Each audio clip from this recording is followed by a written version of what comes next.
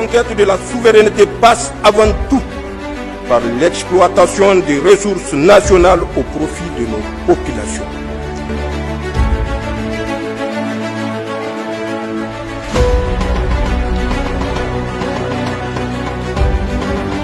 La garde nationale du Niger, conduite par son haut commandant, accompagné d'une forte délégation ministérielle, a effectué une visite de terrain sur le chantier de la cité GNN. Cette cité, en pleine construction, est appelée à devenir un cadre de vie moderne et fonctionnel, destiné à accueillir les éléments de la garde nationale et leurs familles.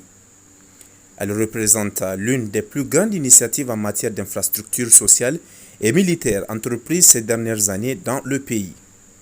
Au terme de la visite, un constat rassurant a été dressé. Les travaux avancent à un rythme soutenu avec un taux de réalisation évalué entre 60 et 90%.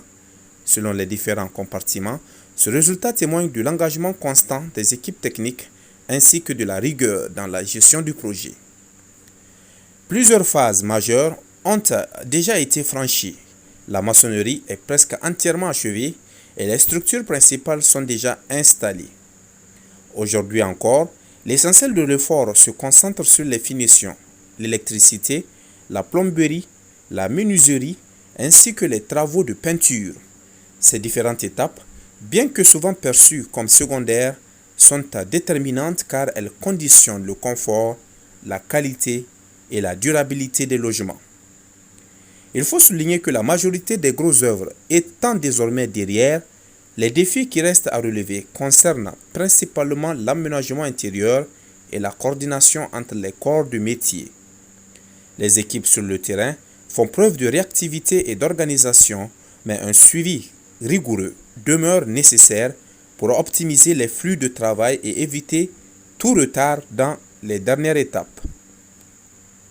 Cette visite a également permis aux autorités présentes de s'enquérir des éventuelles difficultés rencontrées et d'encourager les ouvriers ainsi que les responsables du chantier à maintenir la dynamique en cours, l'objectif étant clair, livrer la cité dans les délais fixés afin qu'elle soit mise à la disposition de ses futurs occupants dans les meilleures conditions. En somme, la progression générale du projet est jugée satisfaisante. Mais comme l'ont rappelé plusieurs membres de la délégation, la vigilance reste de mise pour assurer la qualité finale de l'ouvrage. La réussite de ce chantier est non seulement une question d'infrastructure, mais aussi un enjeu de bien-être pour les personnels de la garde nationale et leurs familles, qui attendent avec impatience de pouvoir bénéficier de ce nouveau cadre de vie.